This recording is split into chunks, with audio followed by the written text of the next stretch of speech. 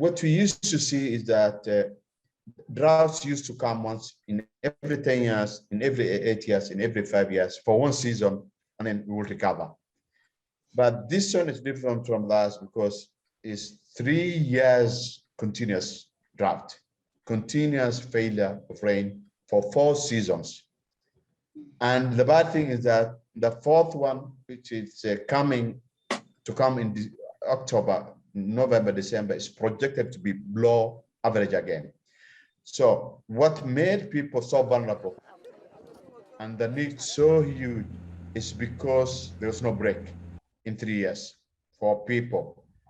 That now was compounded by the impact of Corona, then the locust invasion in the Horn of Africa, and now the rising prices of foodstuff and fuel across the world for so many reasons, including the Ukraine war. So this is what made this drought different from others. And then the number of people who are in need across the region are so huge that it had never happened before. That's very detrimental, and it's very worrisome. I mean, we know about 90% of Somali is in severe drought. And as you've noted, 3 years consecutively is a long time.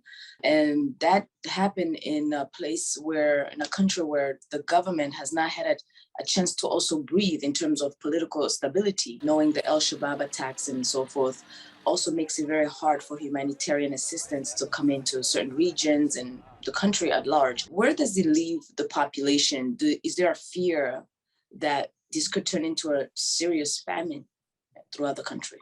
In previous situations, when there's drought in one country, another country will be better and people will move their animals and get their animals saved and come back when their country is better. But now there's nowhere to move. People have lost their livestock and people are now being displaced. If people will get help in where they have lost their livestock, until they're able to recover, then people will not move to IDP camps.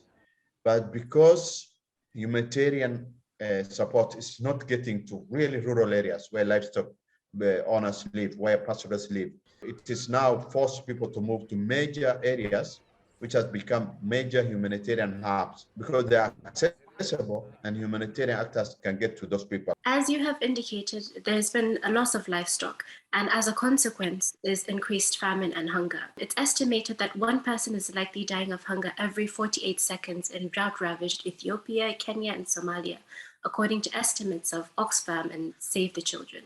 And nearly 500,000 people across the parts of Somalia and Ethiopia are facing famine-like conditions. Usually, women and children are most impacted by this. And we know that children are already dying in the Afar region. How bad is it for them at the moment? When such things happen, men move away with the remaining livestock or to go and migrate to other major areas for wages, something to take back to the salary. So when you leave the old, the destitute, the disabled, the women and children behind, hungry, unprotected, with nothing forthcoming that will help them. We have seen in 2011 families leaving their children behind as they walk, families move from central Somalia to the refugee camps in Kenya. That long trek, families were leaving behind children, mothers, old people, disabled who could not cope up with the team during that long trek. And that's how we lost many people on the way, buried on the roadsides, on the track sites. Families not looking back at those who are dying, but leaving them because they are too weak and trying to get the others to areas that where help is in other areas. So that's why we're saying that it's appropriate time that we get to people where they are before they do the panic movement. I have a question about the long-term solution to this. I mean, the situations you've presented are just so harrowing and so dire. 3 years in a row, drought, which is among the worst span over the years, and climate change being at the center of it. What do you see as the long-term solutions? African governments need to get serious and invest first in agriculture. When droughts begin and animals start moving and livestock diseases increase, and crops fail, then what expected now is for us to have anticipatory funding, so to prevent people falling further into destitute, into vulnerability. So there's no anticipatory funding in place. There are so many challenges around the world, like COVID.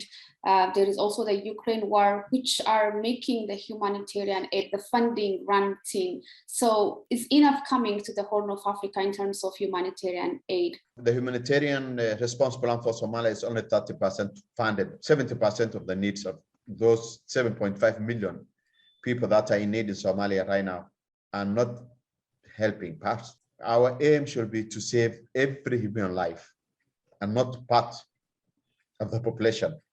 If it continues the way it is right now, if there isn't enough sufficient funding from the international actors, then we'll see famine and we'll see mass deaths.